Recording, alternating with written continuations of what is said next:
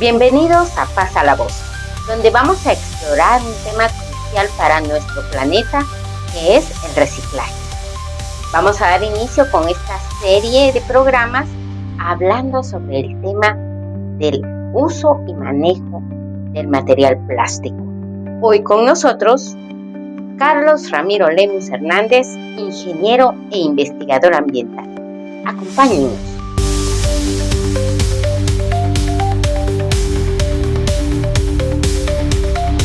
Opiniones, entrevistas, historias y personajes.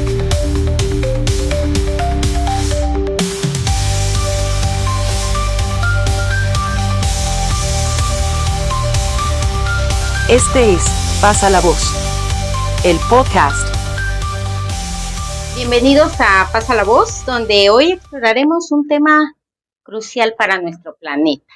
Es el tema del reciclaje, pero vamos a abordarlo desde distintos aspectos y para eso nos acompaña hoy el ingeniero ambiental Carlos Ramiro Lemus Hernández. Nos gustaría, ingeniero, que nos contara un poquito de su perfil, de cómo es que usted se inició en el campo de la investigación ambiental y por qué razón le llamó la atención investigar sobre el tema del reciclaje y el plástico. Muchas gracias, muy buenas tardes, les agradezco la oportunidad. Hace más o menos 25 años, cuando entramos al primer semestre de la ingeniería ambiental en la Universidad Rural, pues habían varios temas que los catedráticos nos iban diciendo que comenzáramos a investigar porque había muy poca información.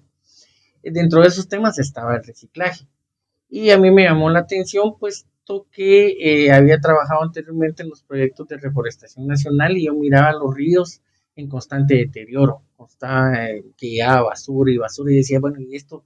¿Será que no se puede hacer algo con esto? ¿Y no será que se puede hacer algo con esto? A forma de buscar una solución. Y ahí fue donde me fui sumergiendo en el fascinante mundo del reciclaje. Y fui haciendo mis primeras investigaciones hasta llegar pues hasta este punto donde pues he hecho varios ensayos sobre un reuso de cada material plástico que se encuentra en los ríos de Guatemala o en las mismas calles, ¿verdad? Pero básicamente también esto me mueve yo pienso en los hijos de mis amigos, en mis hijos, en los hijos de mis hijos. ¿Qué le voy a dejar yo a mi nieto?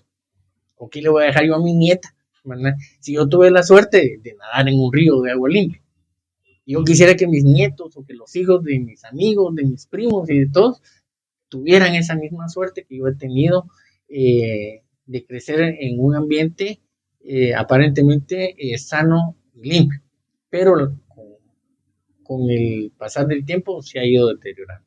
Entonces esa fue mi mayor motivación, ¿verdad? Buscar una forma de cómo limpiar aprovechando este recurso y satisfacer ciertas necesidades que se encuentran dentro de la sociedad guatemalteca. Cuénteme, ingeniero, ¿qué papel desempeña en el tema del reciclaje el plástico, que es con el que queremos partir en esta serie de podcasts? Sí, cómo no. Pues el plástico es la materia básica, prima, que se usa en la mayoría de procesos industriales de reciclaje. De hecho, esto no es nuevo, no vayan a pensar ustedes de que es nuevo. Incluso cuando uno lee y todo, encuentra que el plástico se deriva de la palabra griega plastic, que quiere decir moldeable, manejable. Entonces dice uno, ¿será de que ya en aquellos tiempos los griegos conocían ciertas cualidades o ciertas características del plástico? Entonces, pero de ahí viene, de esa palabra, plastic, que quiere decir moldeable, ¿verdad? Porque el plástico está formado por átomos que al unirse, pues forman moléculas de hidrocarburos. O sea, son uniones de átomos de hidrógeno y de carbono que se encuentran de manera natural y son compuestos orgánicos. Estos se encuentran en el petróleo, ¿verdad? Y el petróleo pues es la base de la economía mundial, ¿verdad? Que se mueve a esos niveles. Y uno de los desperdicios del petróleo es el plástico. Después de varios procesos industriales y de destilación y de refinamiento, aparece el plástico, ¿verdad? Entonces aparecen lo que se le llama los famosos monómeros, que son las pequeñas unidades, por decirlo así, y estas al juntarse con enlaces covalentes, forman lo que se llaman los polímeros, que es la palabra que más oímos nosotros.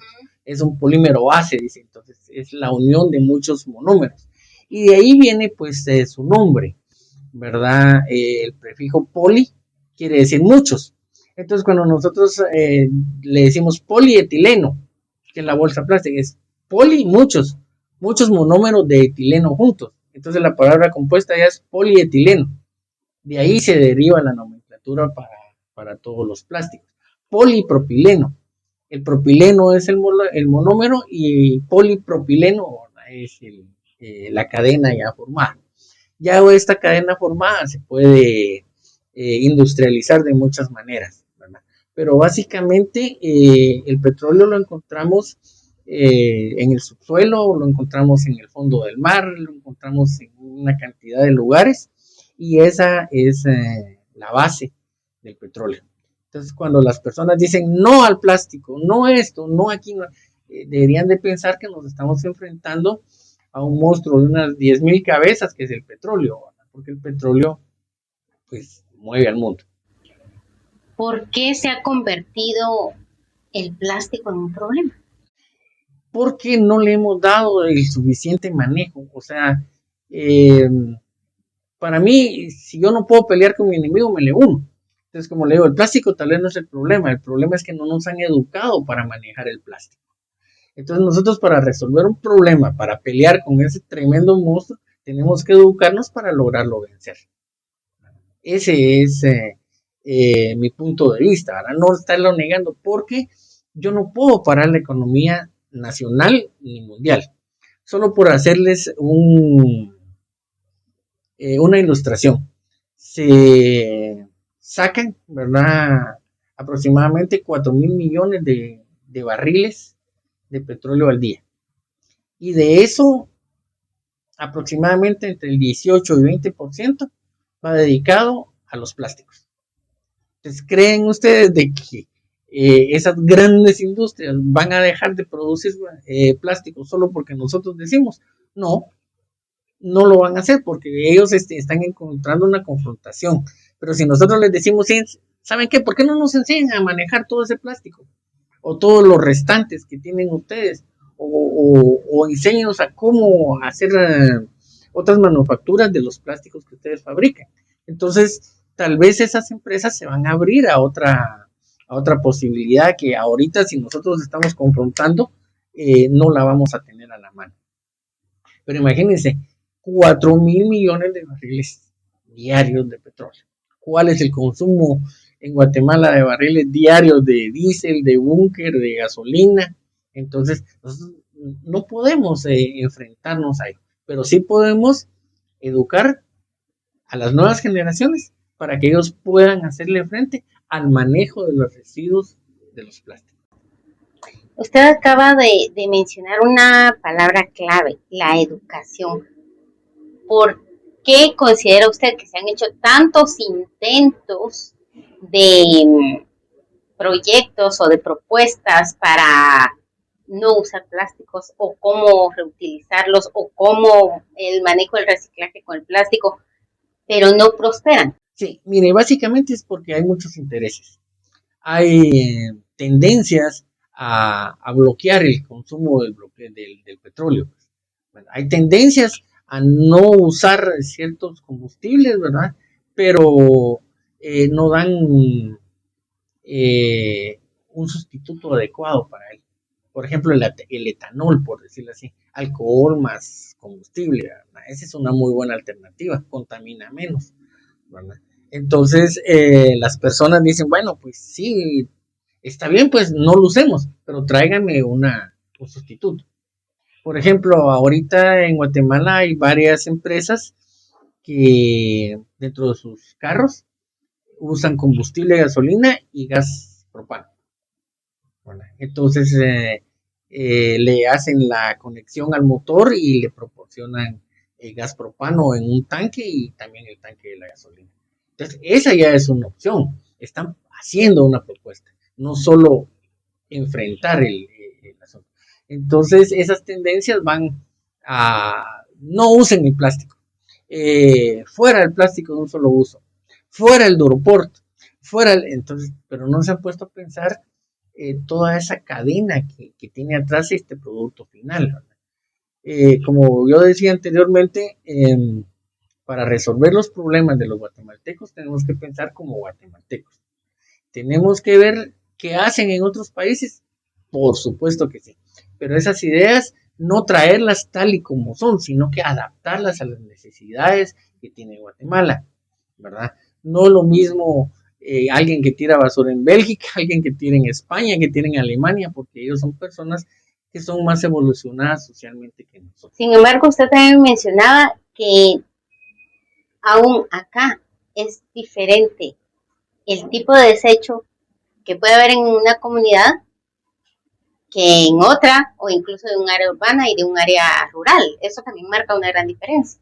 Es correcto, sí. Por lo menos la mayoría de acciones antropogénicas provocan pues que aparezcan todos estos desechos. Las acciones antropogénicas son todas las que el hombre desarrolla, culturales, sociales, deportivas, comerciales, que ahí hay que, porque vivimos del comercio, ¿verdad? Del mercantilismo, ¿verdad? Entonces nosotros necesitamos prácticamente escuchar a todas las personas para hacer propuestas mucho más concretas, ¿verdad? Entonces, yo sé que en la costa sur se genera una clase de desecho, en el oriente se genera otra, en el norte otra.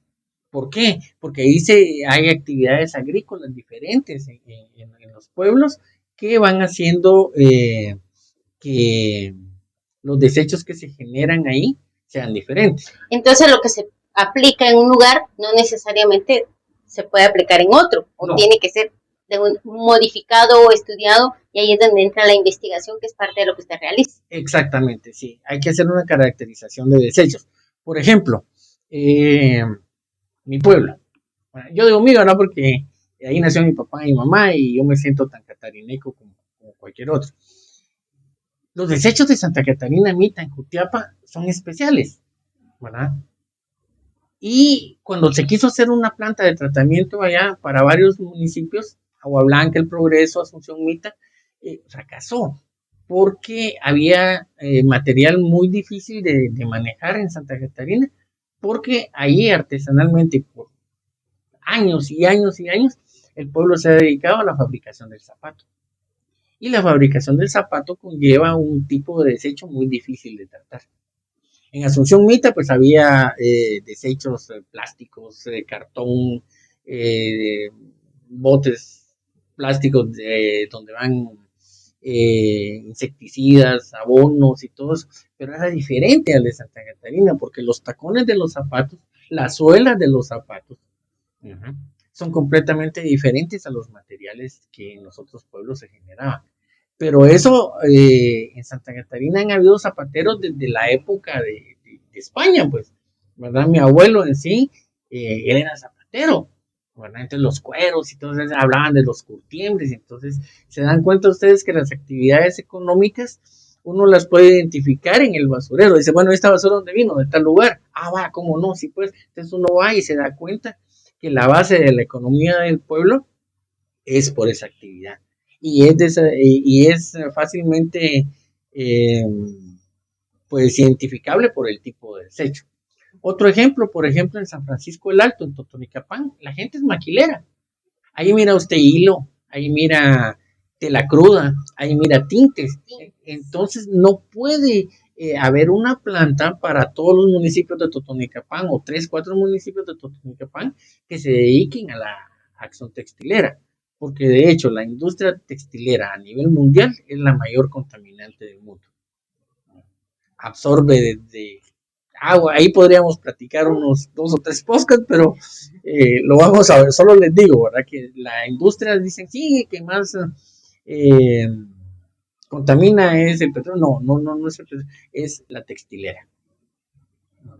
Y así vamos aquí en San Juan Zacatepeques, usted va y encuentra muebles, entonces encuentra residuos de madera en el basurero y esto, encuentra pedazos de wipe con sellador y todo, entonces es una basura más difícil de reciclar, ¿verdad? Entonces para eso es la importancia de la investigación y de las caracterizaciones, porque siempre van a haber residuos domésticos, eso sí no lo vamos a negar, ¿verdad? Pero aparte de eso, sí hay residuos característicos de las actividades económicas de las comunidades. Uh-huh. Y en el caso del plástico, bueno, usted también nos puede comentar algo de la historia. Así como no, fíjese que el plástico inicialmente data más o menos de 1860, 1870, y el primer concurso que se hizo de resinas, porque así se la llamaba entonces, era para sustituir el marfil de los colmillos de los elefantes, porque cazaban indiscriminadamente a los colmillos a los elefantes para quitarle los colmillos para hacer bolas de billar. Imagínense cómo es posible eso. Entonces vino alguien y dijo, miren, yo quiero que hagan un material para hacer las bolas de billar que sea parecido al marfil, que no se quiebre, que esto, que lo otro. Entonces apareció lo que se llama la baquelita, de esos que están hechas las bolas de billar. Un inventor de apellido Berkeley fue el que, ¿cómo se llama?, hizo ese invento. Y con la baquelita, pues, se fueron dando cuenta que era aislante del calor, buena aislante de la electricidad. Entonces, como la industria comenzó a crecer, se vino la revolución industrial en Inglaterra, en Francia, en los Estados Unidos, entonces comenzaron a verse todas estas cuestiones de nuevos materiales. Así es como el plástico comenzó a tomar espacio y a tomar espacio y a ganar espacios, sustituyendo materiales como la madera o como el vidrio, ¿verdad?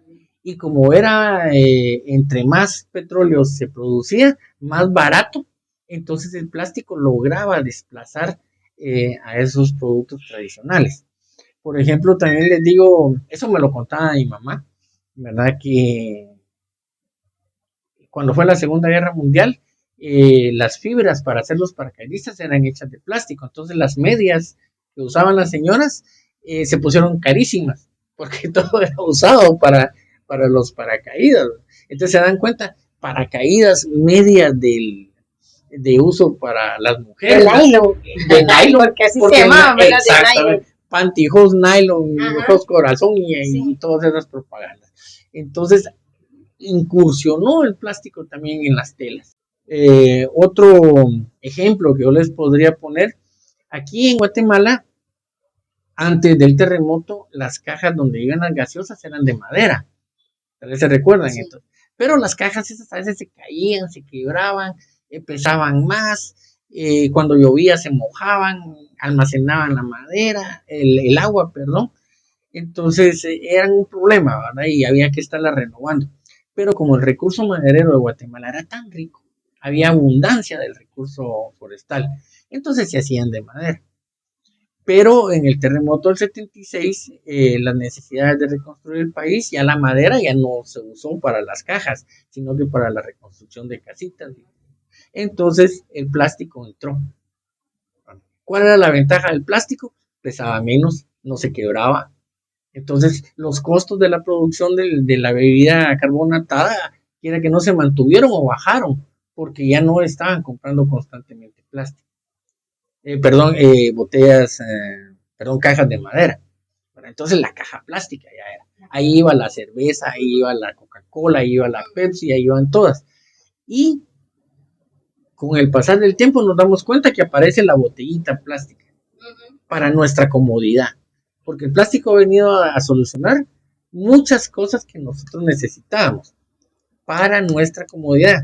El litro Pepsi, por ejemplo, comenzó de vidrio y con una rosca de metal, ¿verdad? Pero no, a veces se salía porque no cerraba bien. Pero aquí es hermético.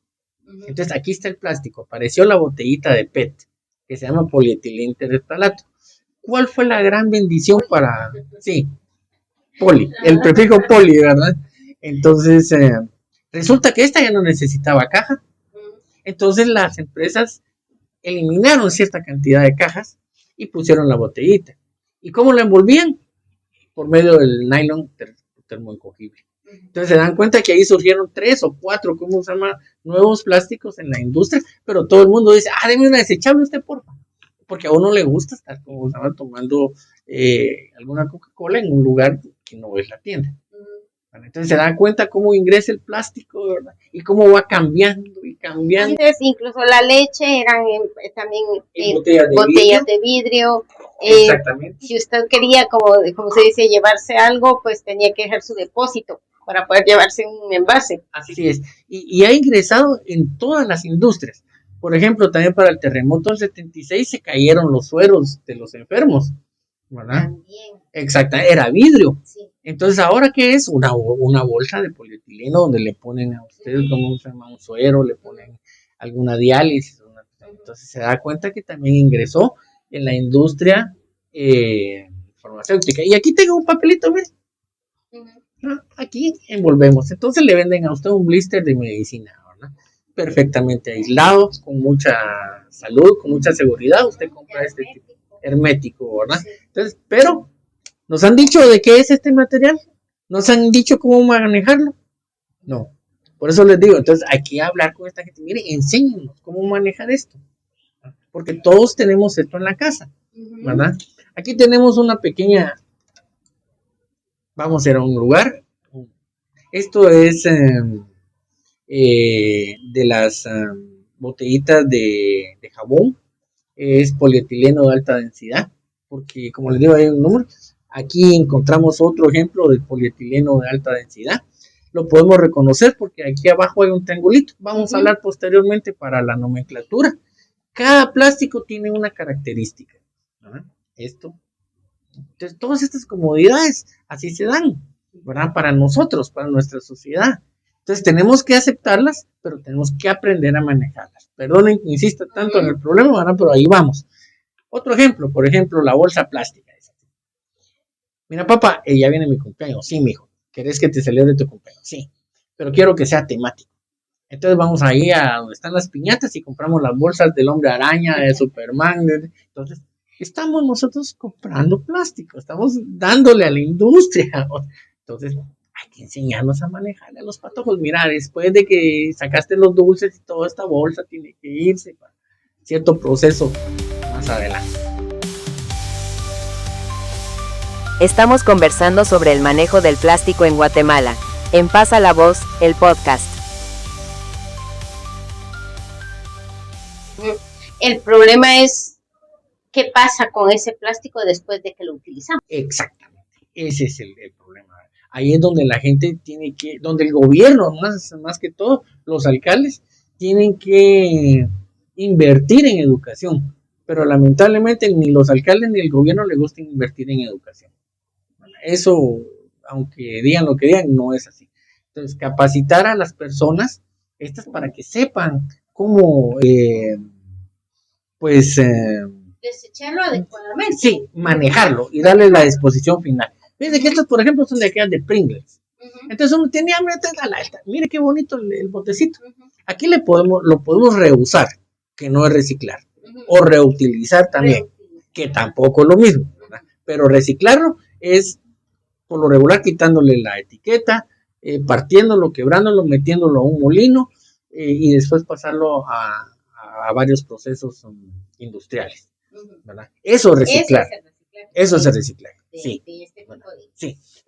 Por ejemplo, yo vengo a esta botellita y le quito, por decir aquí, la etiqueta, ¿verdad?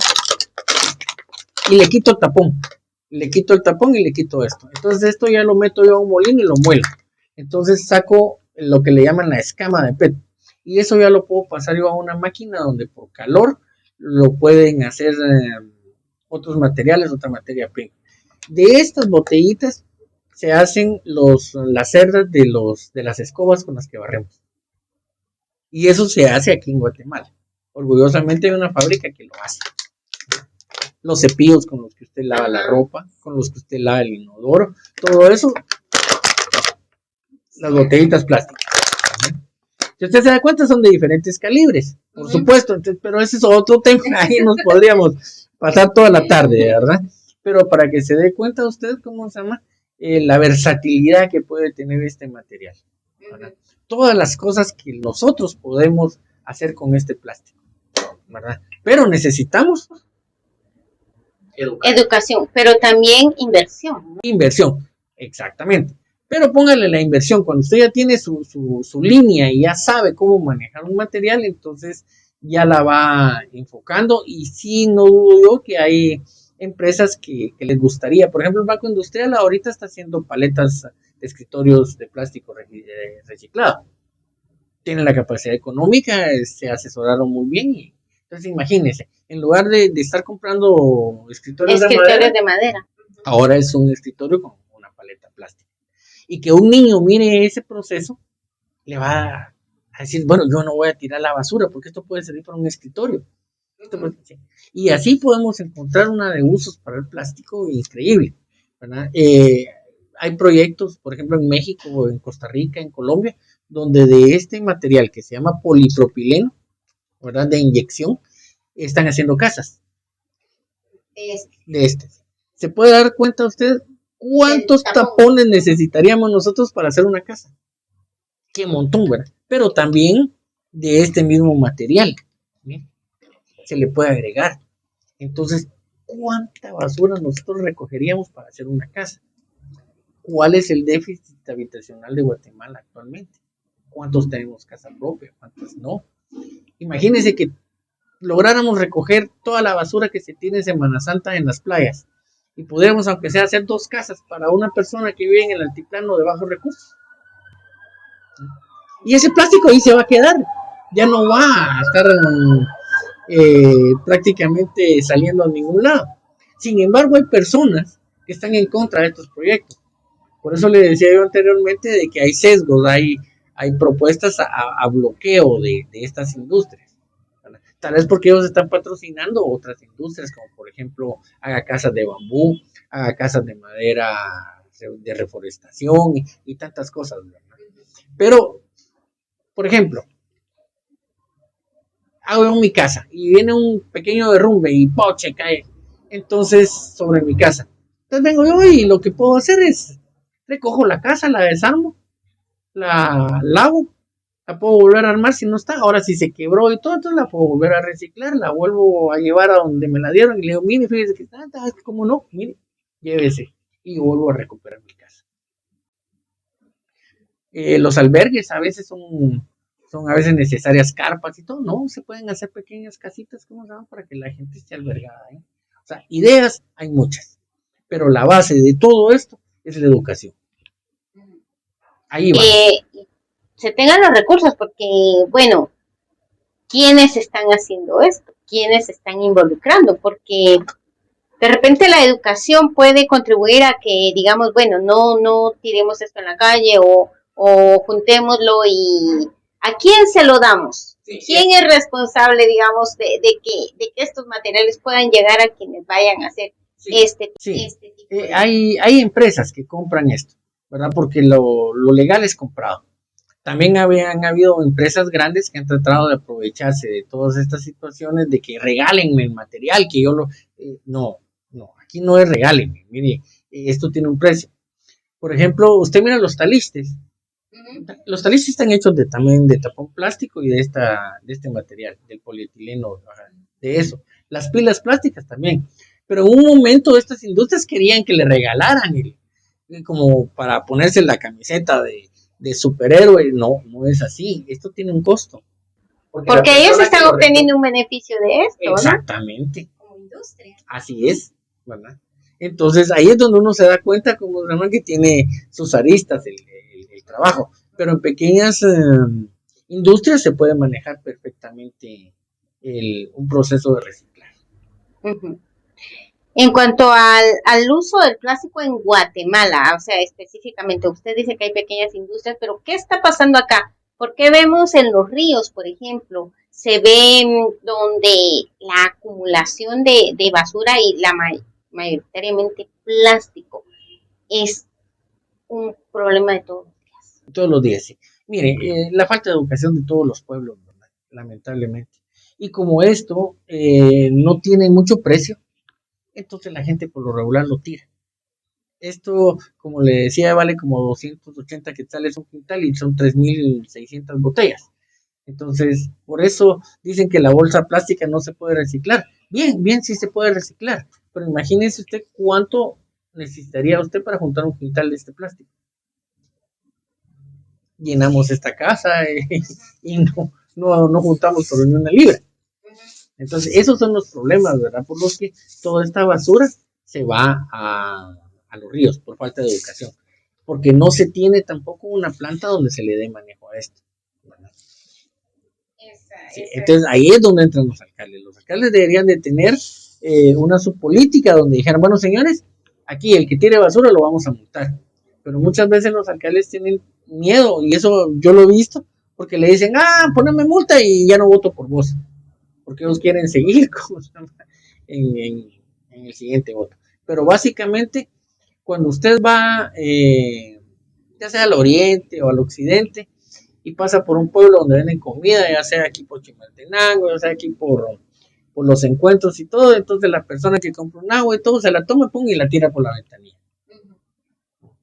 Entonces, eso sí ya está fuera de lo que sería el alcalde, pero sí está en las manos de estos grupos de subirse a las camionetas y decir, miren señores, no tienen la basura, porque esta va a caer a la cuneta. Ahí en la cuneta pasa 1, 2 o 3 días, llueve y el agua escorrentía se la va llevando a una quebrada, a un riachuelo, y de un riachuelo se la lleva al río.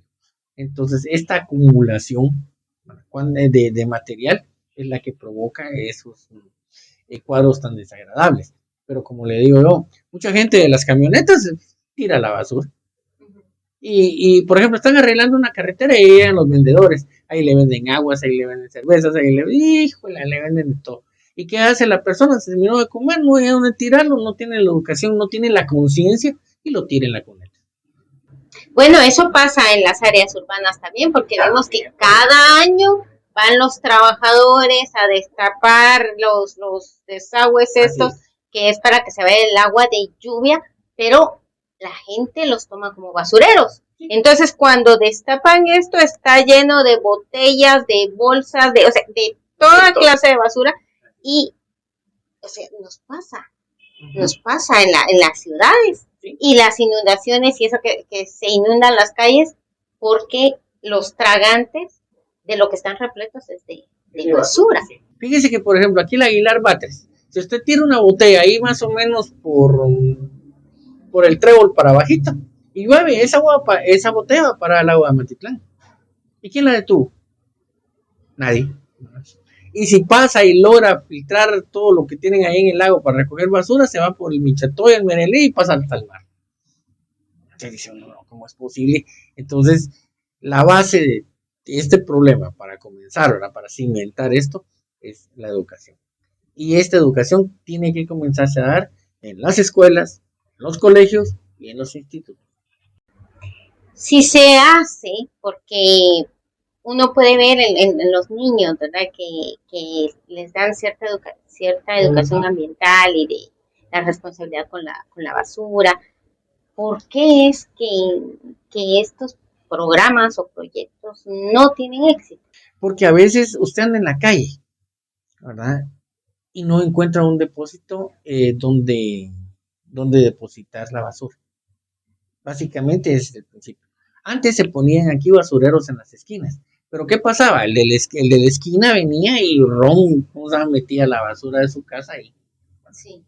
Entonces, si nos damos cuenta, nosotros mismos nos comemos. Sí. ¿Verdad? Fíjese que, por ejemplo, este programa Limpia y Verde es un programa clientelar, es un programa para tener agarrados a un montón. ¿Y qué hacen ellos de noche? Pasan recogiendo toda la basura que la gente saca. ¿Y por qué la saca? Porque no les gusta pagar el servicio de los 35, 40, 45 hasta 50 quetzales, como sea. Entonces a veces se convierte en un negocio de las municipalidades la basura. Fíjese que, por ejemplo, el basurero de la zona 3 recibe basura de Rejanes, de San Juan, de San José Pinula, de un montón de lados. ¿Y por qué? Si cada municipio debe tener su planta de manejo de tratamiento y de tratamiento. Entonces, volvemos a caer en un tema, educación. Y de ahí la infraestructura y de ahí la política pública. Mire, usted tira basura, deme su DPI, ahí lo vamos a multar. Pero eso no se hace acá. Y eso sería un principio. Y después, si nos educamos a manejar todo esto, salimos del problema. Pero requiere de mucho esfuerzo y mucho trabajo, compromiso. Sí, compromiso, sí. De diferentes sectores. Sí, definitivamente. Un poco de investigación y sobre todo, como les vuelvo a repetir, la educación. Cuando se escucha así pareciera que es muy fácil y alcanzar.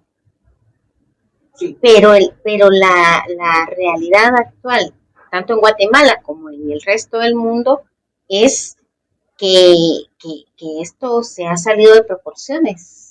Claro, sí, por las cantidades. Por ejemplo, usted mira una carrera. ¿Cuántas bolsas de agua se tomaron? ¿Cuántas botellitas tiraron? Sin embargo, es algo, como le decía, una actividad antropogénica que toda la gente le es el alcalde, es buen alcalde porque es una carrera. Entonces, pero, ¿y atrás? ¿Quién recoge todo eso? ¿Y atrás? ¿Atrás? Sí. Entonces, yo estoy de acuerdo con todo, pero recojamos lo que ensuciamos. Eso es lo principal. Recojamos lo que nosotros hemos ensuciado.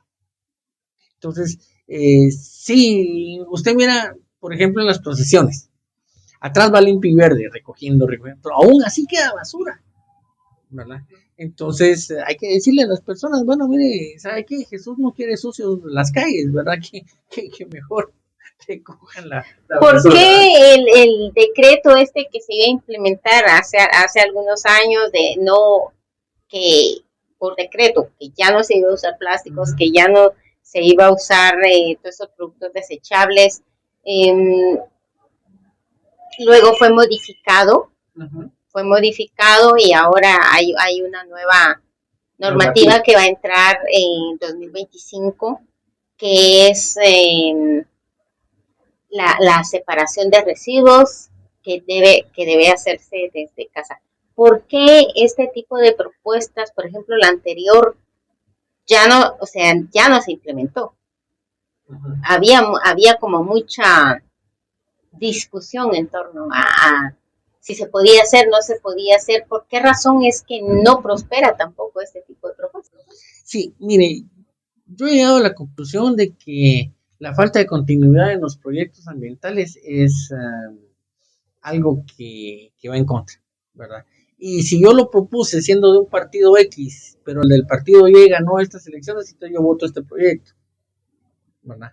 A fondo, casi todos vienen siendo lo mismo, ¿verdad? Cosas más, cosas menos. Creo que si se tomaran 2 o 3 ideas y se sacara una en conjunto, habría una solución más concreta. Pero lo que sucede es de que, como lo dijo fulanito del partido tal, entonces bloquea tal y aquel no, es que aquel fue ministro de aquí, es que aquel fue comisionado de tal cosa, aquel fue secretario. Entonces, la misma política, ¿verdad?, que promueve estas leyes, ¿verdad?, las termina bloqueando.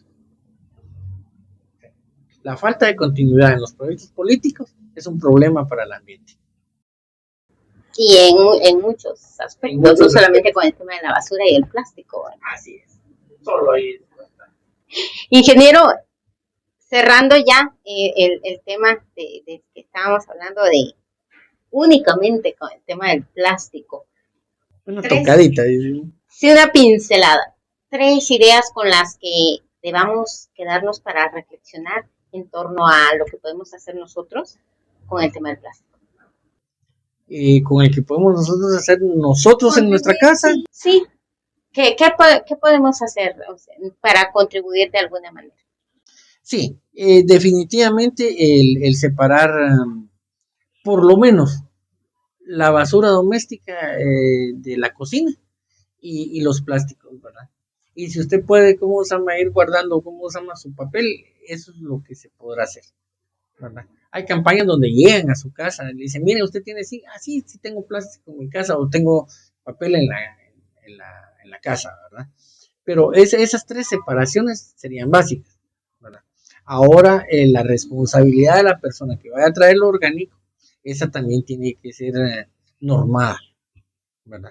Los camiones de basura pues llegan al basurero de la zona 3 y ahí lo que hacen es verter. Cada camión de basura que entra paga 35 quetzales por cada tonelada que vierte ahí en el basurero de la zona 3. Y esa plata no sabemos a dónde va. Ni tampoco quién maneja el basurero de la zona 3, ¿verdad? Porque cuando le preguntan a la MUNI dice la municipalidad que no es de ellos. Entonces, ¿quién la maneja?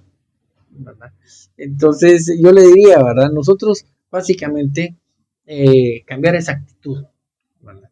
De que yo generé basura o cargo un bote y me lo llevo a la casa. Educarme yo, ¿verdad? Cambiar mi hábito, ¿verdad? De tirar la basura, de si voy a comprar un Tortrix, un cheto, una cosa, está bien, pues me lo comí, pero no tirarlo a la casa, llevármelo a la casa, porque ya le voy a dar yo una mejor disposición final. Muchas gracias, ingeniero.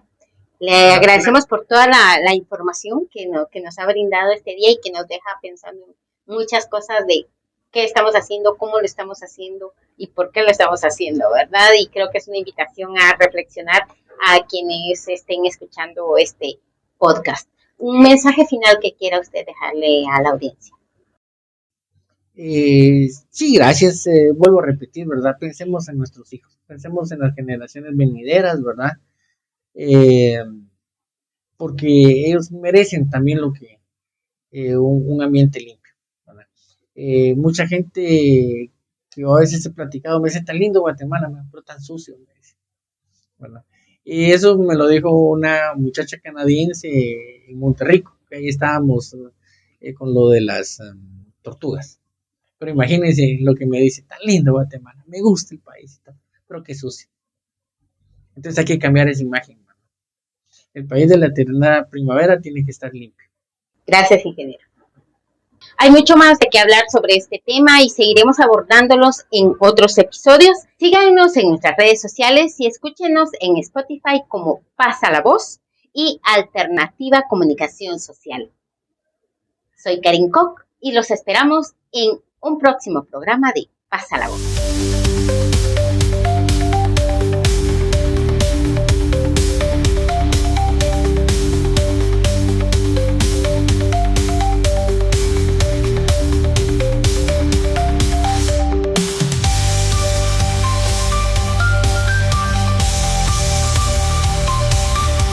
Pasa la Voz.